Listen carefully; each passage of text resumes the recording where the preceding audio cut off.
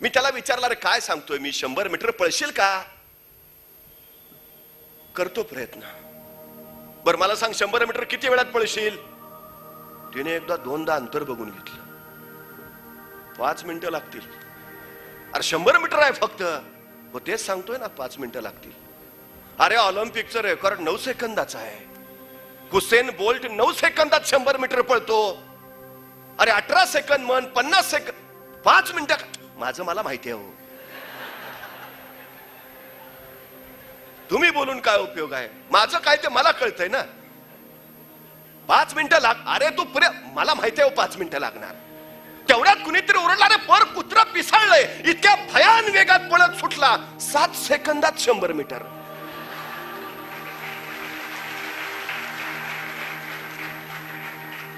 मी म्हटलं तू तर ऑलिम्पिकचं record मोडलंस. Usain Bolt 9 सेकंदात 100 मीटर, तू तर 7च सेकंदात. मग कुत्र मागं लागलं होतं.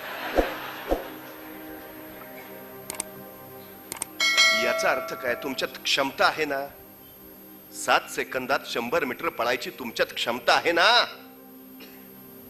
ओळख कधी होईल तुम्हाला या क्षमतेची?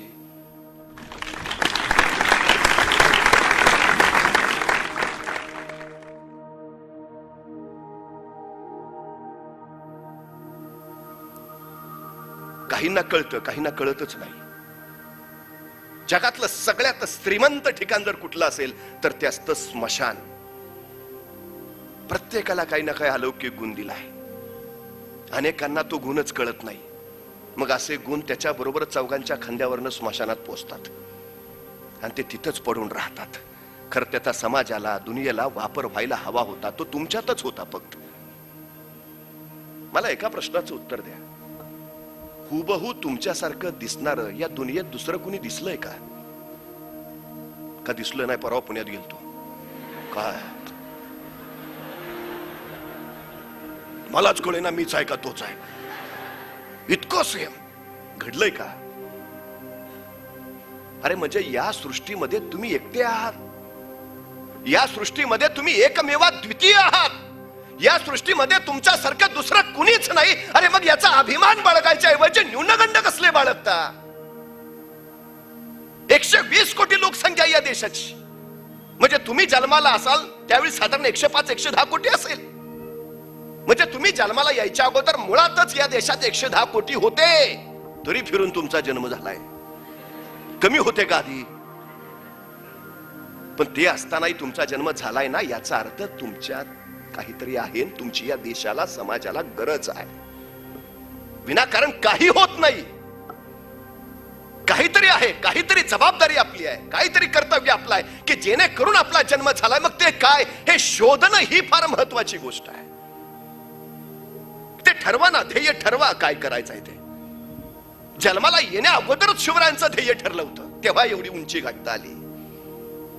सचिन तेंडुलकरला इयत्ता 4थीत असताना कळालं होतं आपल्यात कुठला गुण आहे. तिथून त्यांनी क्रिकेट खेळायला सुरुवात केली. मग तो जागतिक कृतीचा झाला.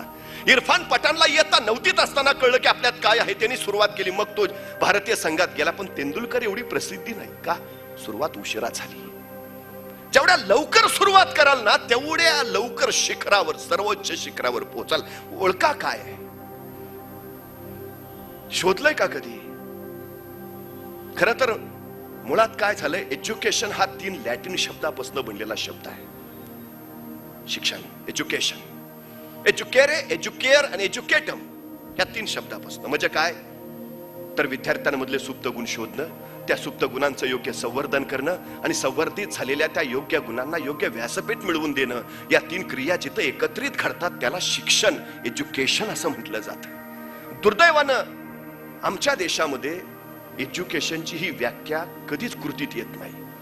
आम्ही सुप्त गुण शोधत नाही, शोधलेल्या गुणांना संवर्धित करत नाही आणि व्यासपीठाचा तर विषयच नाही. आमची अडचण नेमकी ती आहे. एखाद्यामध्ये अलौकिक गायनाचे सूर असतात पण त्याला आम्ही गणिताचे प्रमेय सोडवायला बसवतो. एखादा उत्तम खेळाडू होऊ शकतो पण त्याला इतिहासाच्या सनावळ्या पाठ करायला सांगतो. एखादा अभ्यासात हुशार असतो पण त्याच्या आईच्या डोक्यात पक्क तू इंडियन आयडॉल झाला पाहिजे.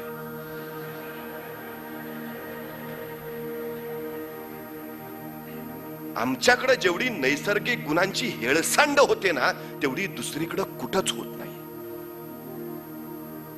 म्हणून 10 कोटी लोकसंख्या असणाऱ्या जपानमध्ये 100 सुवर्ण पदक ऑलिम्पिक मध्ये जातात आणि 100 कोटी लोकसंख्या असणाऱ्या आमच्या देशात कसं कसं एखादं सुवर्ण पदक येतं. नैसर्गिक गुणांचा मुळात शोधच नाही घेतला जात. ठीक आहे, घेणारे नाहीत, नसू द्या. आपला आपण तर गुण शोधू शकतो ना. आपली आपण तर स्वतःची ओळख करून घेऊ शकतो. काय आहे आपल्यात पाहू शकतो आपण. यश मिळवायचं आहे ना, पहिली गोष्ट जर कुठली करायचं असेल तर पहिला स्वतःचा शोध घ्या. काय करू शकतो ते एकदा पहा. काय इकडं आला, मित्र आला ना, अरे हेच क्षेत्र का निवडलं? नाही, आई म्हटली तुला दुसरं काय जमणारच नाही.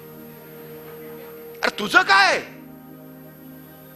महाराष्ट्रात शेतकऱ्यांच्या घडणाऱ्या आत्महत्यांबद्दल आम्ही बोलतो, पण या महाराष्ट्रात तरुण मुलांच्या किती आत्महत्या होतात त्याचे आकडे एकदा पाहिले पाहिजेत. ही आत्महत्या करणारी तरुण मुलं कोण आहेत? ती मेडिकलला जाणारी मुलं आहेत, ती आयटी क्षेत्रात काम करणारी मुलं आहेत, ती सॉफ्टवेअर इंजिनियर असणारी मुलं आहेत, ती इंजिनिअरिंग करणारी मुलं आहेत. का? याचं कारण हे, ते कुणाच्या तरी इच्छेस्तव तिथं आलीत. ही त्यांची आवड नाही. आवड नसली की मग सवड निघत नाही. आवड असली की आनंद असतो, आनंद असला की उत्साह असतो, उत्साह असला की कमी कष्टातच मग काम होऊन जातं.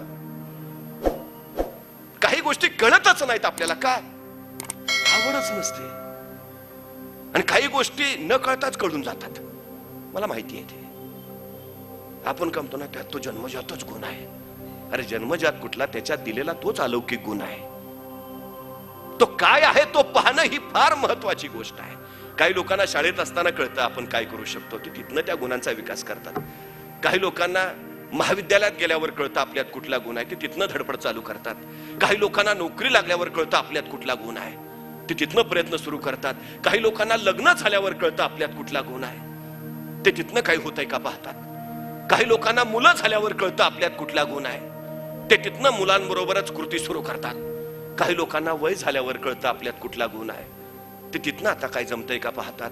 आणि काही लोकांना चौघांच्या खांद्यावर गेलं तरी कळत नाही. सगळ्यात महत्वाची गोष्ट आहे, शोधा काय आहे. जगाकडं कुतूहलानं जेवढं पाहता यायला हवं, तेवढं स्वतःकडं सुद्धा कुतूहलानं पाहता यायला हवं. स्वतःच्या प्रत्येक कृतीची, स्वतःच्या स्वभावाची, स्वतःच्या आवडीची, स्वतःच्या निवडीची जिज्ञेसेनं निरीक्षण तुम्ही नोंदवायला हवीत. मग आपले आपण आपल्याला उलगडत जातो. मग आपले आपण काय आहोत हे आपल्याला कळत जातं. ही सगळ्यात मोठी गोष्ट आहे.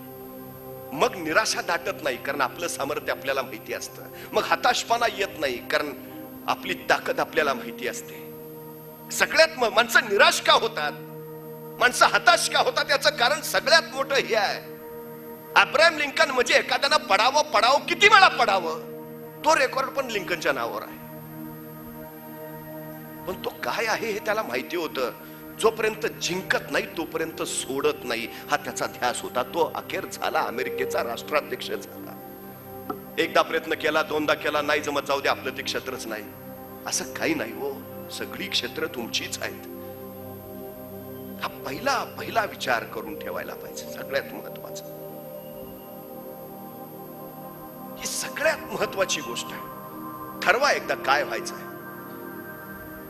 काय न ठरवताच निर्णय घेतात. काहींना निर्णय घेणंच जमत नाही. आणि काय 25 वर्ष निर्णयाचीच तयारी करत असतात. सगळं यशस्वी कोण झालं? ज्याला पटकन निर्णय घेता आला. माणसं विचारतात काय झालं, काय घेतला निर्णय? घेतलाच नाही. का? चुकला तर? अरे चुकू दे ना. निर्णय बरोबर आला तर यश मिळेल, निर्णय चुकला तर अनुभव मिळेल. तुझा तोटा काय आहे? घे ना निर्णय पटकन. यशस्वी कोण होतं? योग्य निर्णय घेतात ते नव्हे, तर घेतलेला निर्णय योग्यच होता हे जे सिद्ध करतात ते. कुठलंही क्षेत्र निवडा, कुठल्याही क्षेत्रात जा, काही अडचण नाही, पण घेतलाय निर्णय ना तो योग्यच आहे सिद्ध करायची हिंमत आणि धाडस तुमच्यात असायला हवं. उगाच कारण नका सांगत बसू. मी आधी सांगत होतो मला जमणार नाही, थापा मारतो. या जगात असं काही नाहीच आहे जे कुणाला जमणार नाही. अशक्य हा शब्द फक्त नेपोलियनच्या नव्हे, आमच्याही डिक्शनरीत असायलाच हवा. या जगात काहीच अशक्य नाही. अडचण काय आहे ठरवा ना. पहिलं क्षमता काय आहेत आपल्या ओळख करून घ्या. मी परवा एकाला सहज विचारलं, 100 मीटर पळशील का? त्याने लगेच उलट प्रश्न विचारला, 100 मीटर म्हणजे किती? आता हा कधी मैदानावरच नाही, त्याला 100 मीटर कळणार कस? म्हणजे परवा एका मुलाला सहज विचारलं, काय रे खेळ खेळतोस का? म्हणला सगळे खेळ खेळतो. क्रिकेट खेळतो, फुटबॉल खेळतो, हॉलीबॉल खेळतो, बॅडमिंटन खेळतो, क्रिकेट खेळतो. म्हणलं एवढे सगळे खेळ खेळतो, दिवसभर मैदानावरच असतोस का काय? तर मला मैदानावर नाही, मोबाईलवर खेळतो.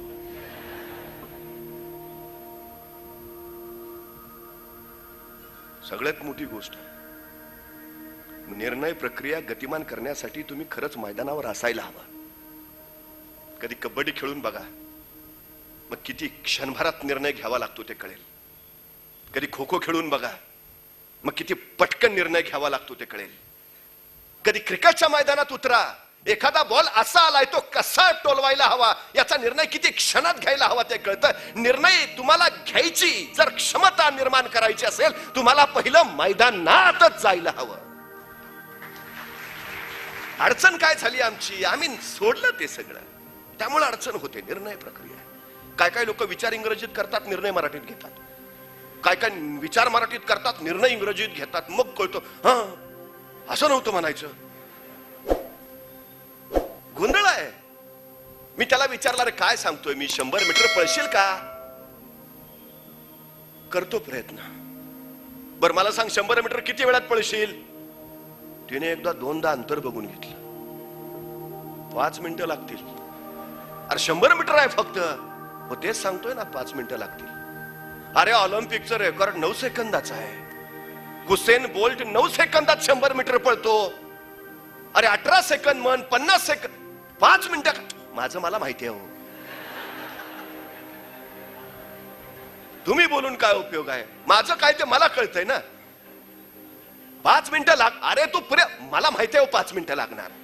तेवढ्यात कुणीतरी ओरडला, रे पर कुत्रा पिसाळलंय. इतक्या भयान वेगात पळत सुटला, 7 सेकंदात 100 मीटर.